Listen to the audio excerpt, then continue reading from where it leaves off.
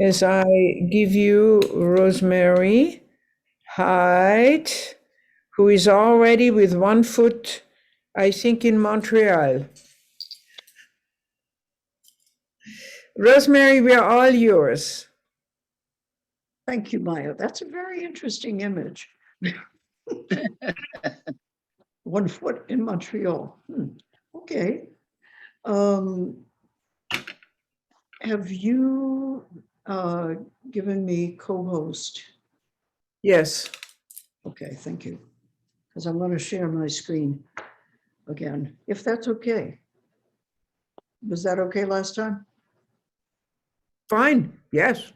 I'm kind of enjoying exploring this way of presenting ideas. I was not able to upload it. Oh, Yeah, it just would give me the text, but not the chance to upload. So I don't know. I have to still look into that, what that's about. Maybe there's something. okay. I can send it. Okay. Anyway, Good morning. Yes, good morning. So I noticed in this month's Unity magazine, there was an article by Shelley Wilson, who's a motivational speaker, and the title is Unity Principles Freed Me from Fear. And it was an interesting little article because she described herself and how she had grown up in the Baptist church where, she was a sinner, she needed salvation, she was always needing and being victimized, which, that was my experience growing up in the Catholic Church too. And I expect that anyone who has a Christian background, that's part of your deep-seated belief system, because that's what it was at the time. And she said, I never resonated with that thought that I was bad, that I was less than, that unless I was saved somehow, purified, that I wasn't acceptable. And that was true for me too. It was like, really?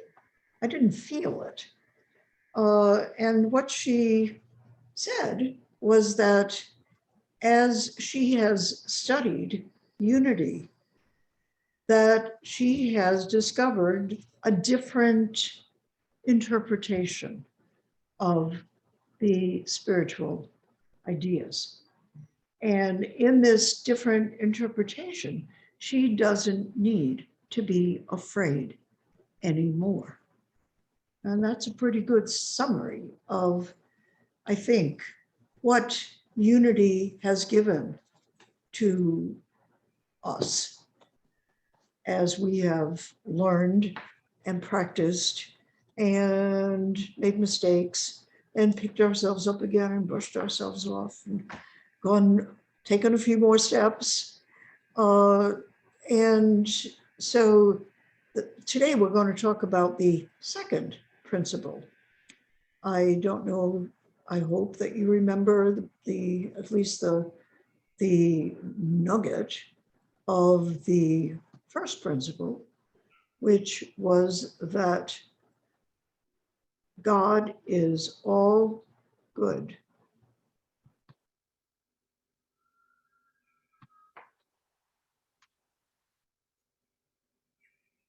Let me get myself into slideshow. And I'm going to get rid of the pictures. Okay. So the first unity principle, as you know, was that God is all good and absolute, never changing, and the one source of everything in the universe. And how that revolutionizes our thinking is whenever we're concerned, worried, anxious, feeling jealous, feeling as though we might be, sustaining injury. When we go back and remember that basic principle, God, absolute good, unchanging, is the one source of everything in the universe. When you think about it, none of those anxieties or fears make any sense.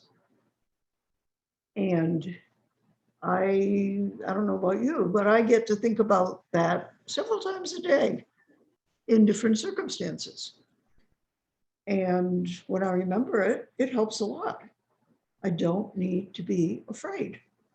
There is only one power in the universe, and it's all good. It's love. And if I'm not feeling that in the moment, I've got my mind someplace where isn't the best for it to be. So based on that, principle 2 is basically God is me as I am God. That doesn't mean I am a God. You see the difference? God, the one all-powerful, never-changing good. I am that. That expresses in me.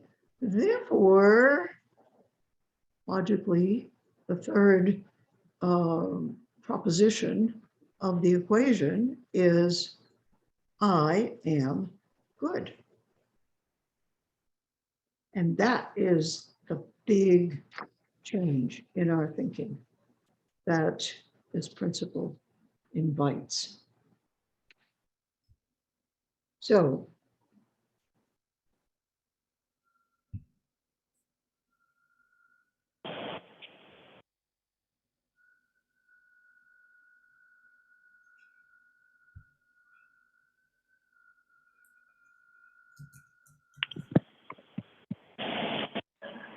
I'm sorry, I just realized that I was muted. Could you hear me? Can you hear me? Yeah, we can hear you. Can you hear us? I'm going to, there's somebody here that I'm going to mute. Okay. Okay. So for me, the big question was, the big learning was to change my idea about where God is and to think from thinking. I mean, always previously, my thoughts about God were, well, God's someplace else. God's up there, God's over there, or God's not in me. But I remember having a conversation with Paul Hasselbeck after a metaphysics class where we had discussed God is within each of us. And I mentioned God and made a sentence, and I was mortified to realize that as I said the word God, which I don't often use, but I am using it for these talks, as I said the word God, my eyes went up automatically.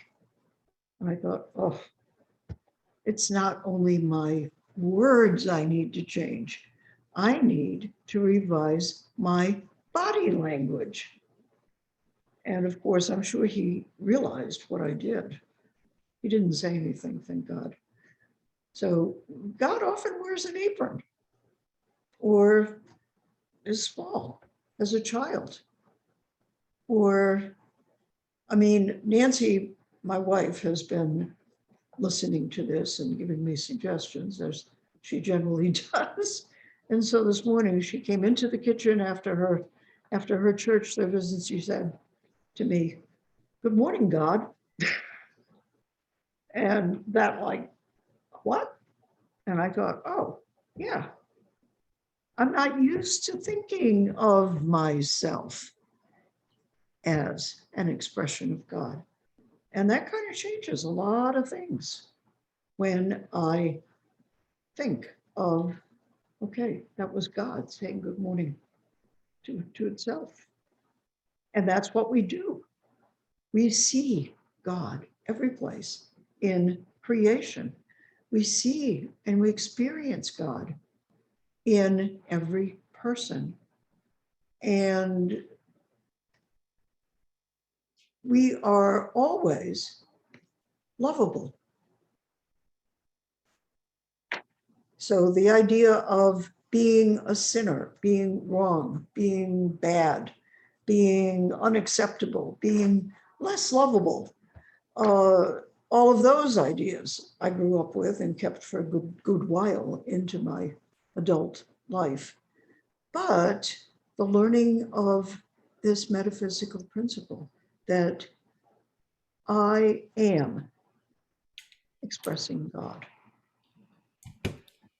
So I sin, the word sin, the root of the word for sin is separation. So when I get into my physical illusion of being separate all by myself, having, not meaning anything to anybody else, which can be a negative, or it can be an ego moment of, I can do whatever I want here.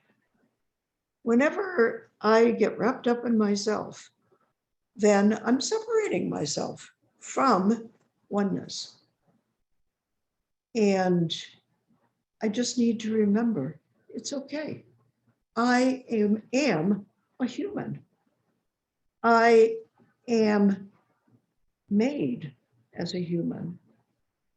I am an expression of spirit as a human, which means when I'm being human, I am still expressing God's love,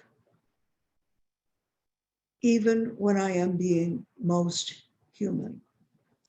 And my attitude at that point is not to beat up on myself.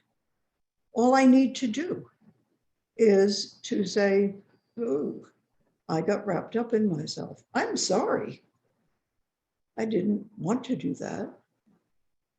Please forgive me. Who did I hurt in doing that? I need to say I'm sorry. I need to ask forgiveness of anyone that I may have injured. The next thing that's important to say is, I love you and thank you. And that formula comes from Hawaiian shamanism.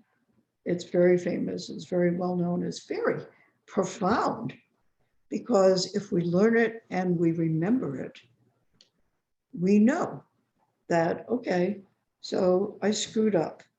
I was in separation, I wasn't in oneness. Okay, I'm human.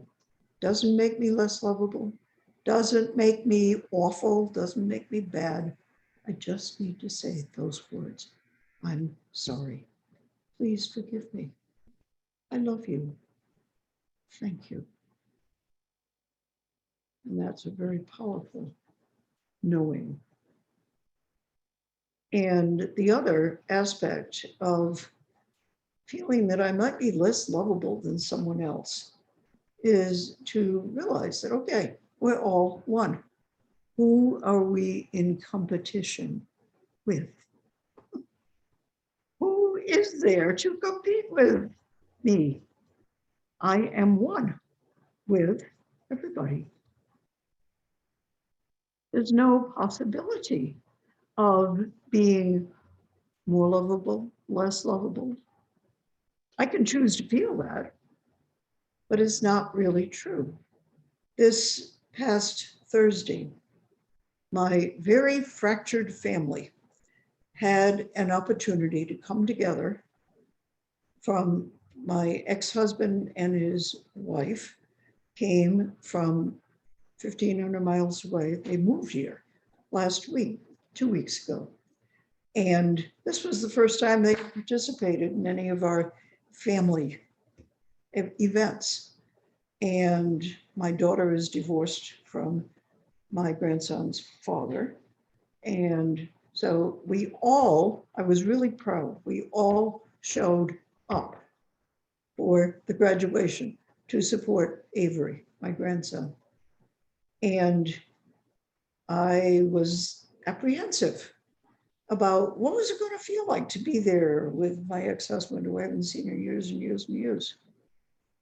How was that going to feel? And, I realized somewhere along the line, okay, what am I apprehensive about? There's no competition. It's all okay. And when I met with them, they praised our daughter and said, she has been with us every day since we moved here, every day, all day. And because of her, we are completely unpacked. That was such a gift. And so there was a little thought that came into my mind, wait a minute, I haven't seen her in those 3 weeks. Why is she being nice to him?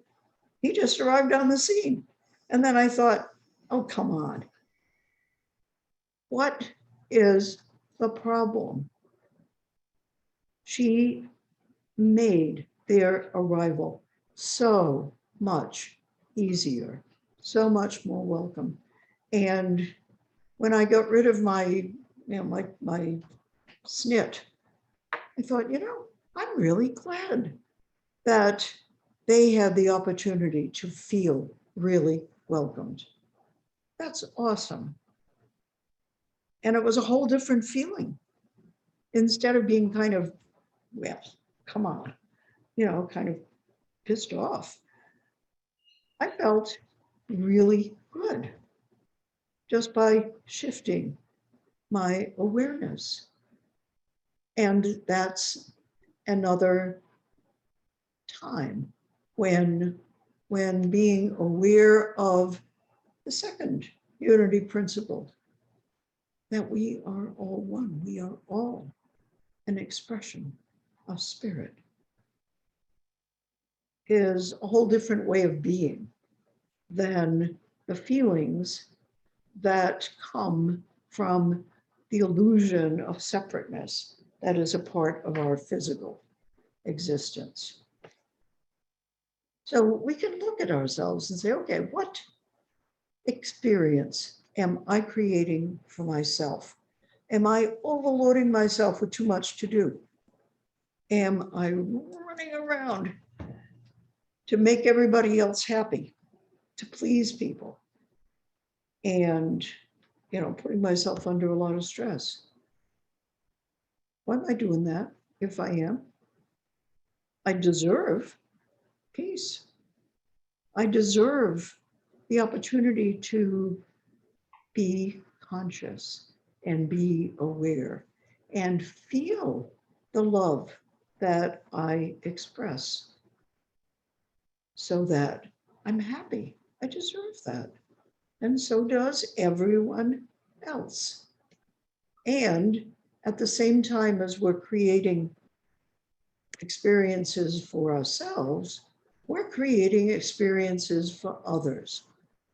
So we get a pretty good idea if we look at how do we feel about our life and how do others feel about us being in their life. What feeling is happening? Because where we are one is in our hearts, is in our feelings. We share the same heart, the same awareness. We know what others are feeling. We never know what they're thinking because everybody's basing their thoughts on different experiences. But we do know what people are feeling, and we can tell when we have been with people. Are they smiling or are they unhappy? It's not rocket science. So when I'm fully aware in oneness, both I myself and the people with me, the people that I've touched in my life, are full of peace and joy. And so I can picture myself expressing love, expressing spirit, expressing force. And I can imagine myself, my goal, my intention to be that expression openly so that people know that that is my heart and it's their heart and we are one. We become our best self when we perceive what is in someone else's heart and we open our own heart to share what they need, to be love. That's the whole purpose of being alive. That's our calling, however it expresses itself for us, because we all have our own experiences, our own interests, our own gifts, and we all have a unique way of being love. Another thing that's really different as we express spirit, as we express love, is I can make anything. I can create any blessing for myself and for others with my thoughts. And I don't need to imagine, how big that gift of an idea can be. I just need to hold the idea. And what I'm holding, other people catch and express. And so my holding the vision of expressing love, of being love, can make a huge difference in the world to other people who perceive the idea and who do what they feel is right. And in oneness, God acts through many people to accomplish whatever is needed, through ideas, through thoughts, through love. When I feel called, as I said, it's mine to hold the idea, to hold the vision, so many others can together make it happen. That's really a basic principle of how the universe works, how love develops in people's lives. And Charles Fillmore wrote, you have entered a higher dimension of awareness when you feel a desire to serve spirit versus spirit serving you. To me, that's a very, very powerful statement. You've entered a higher dimension of awareness when you feel a desire to serve spirit versus spirit serving you. And these kids are washing a car. It's not their car.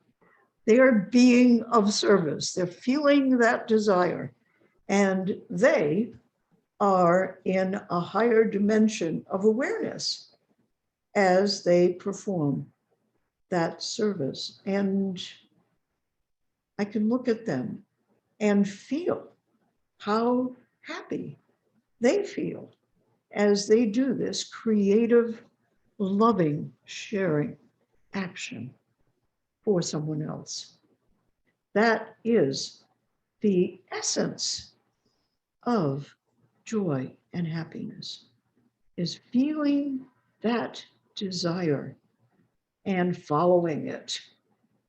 Just being helpful, being loving, being of service. Very simply, you see what somebody else needs and you're there. And that is you expressing the creator, the spirit, the source. And I love this quotation from the Islamic poem Hafiz. It's just, for me, it describes so beautifully how the universe works and how this principle works. The beloved said, "My name is not complete without yours. I am made whole by your life. Each soul completes me. I am made whole by your life. Each soul completes me." The beloved is Allah, but the beloved is also all of us, expressing Allah, expressing God, expressing love. We all as one. That is a perfect statement of what is important and satisfying in our lives. And now let us join together in meditation. And so stop the share.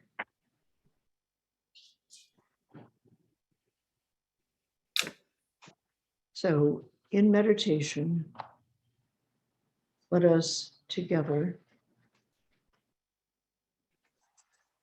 turn within and begin to find our essence in the silence within us. Begin to find that love, that all-encompassing love, that it is our nature, our essence to share with everyone, with the planet, with all beings, with the cosmos. As you slow your breathing and feel our muscles relax, and as we center and balance our body in whatever is holding us, and center our mind in the silence of breathing mindfully, slowly, peacefully.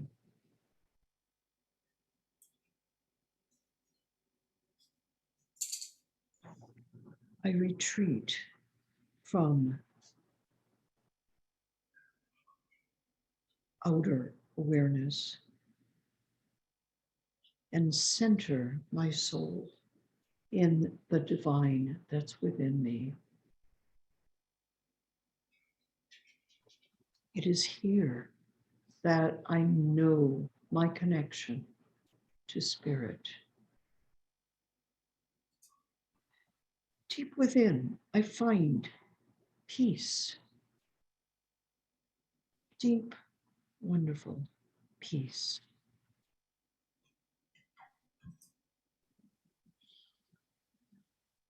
Here in my essence, I find the knowledge of all things and the awareness of absolute, unchanging good.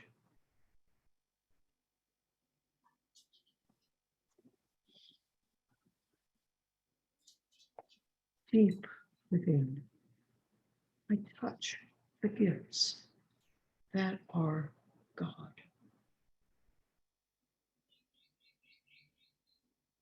I find the knowledge. It is here that I receive wisdom and guidance. It is here that I know truth and understanding.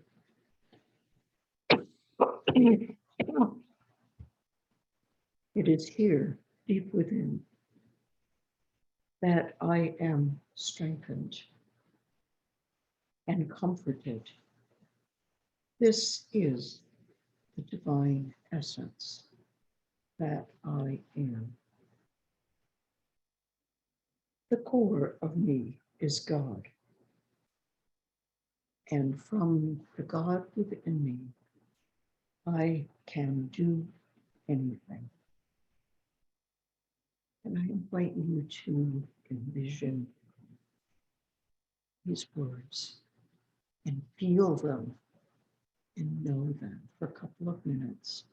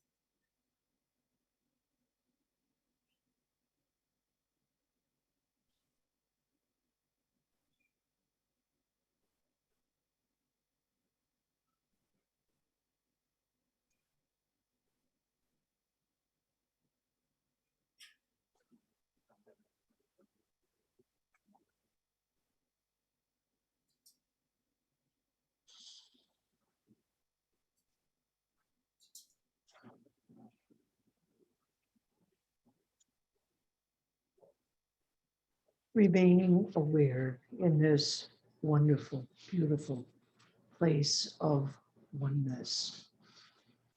I invite you to name softly aloud people and situations and places that you love and with which you want to share the expression of love.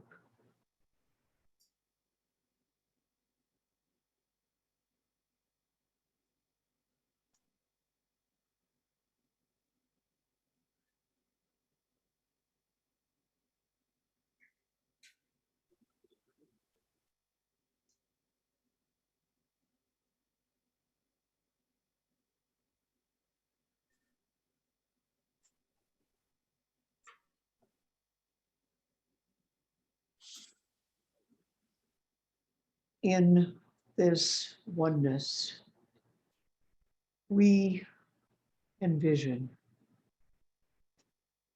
all of the people that we have collectively just named,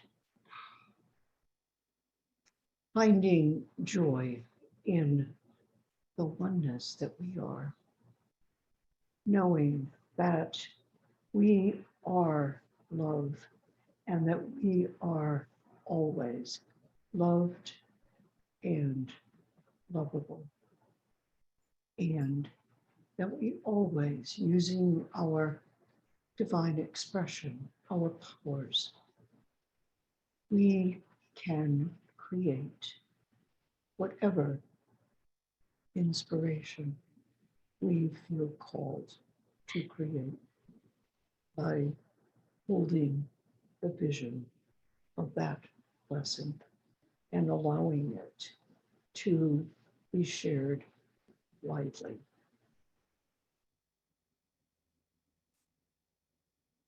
And now, as it feels comfortable, I invite you to begin bringing your awareness back into your body. As you go from head to toe, feel muscles moving, reactivating, right down to your toes. And then, when it feels right, open your eyes and share the smile in them with everybody that we have shared this meditation with.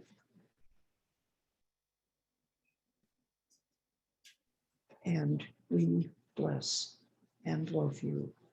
We see the divine in you. And so it is.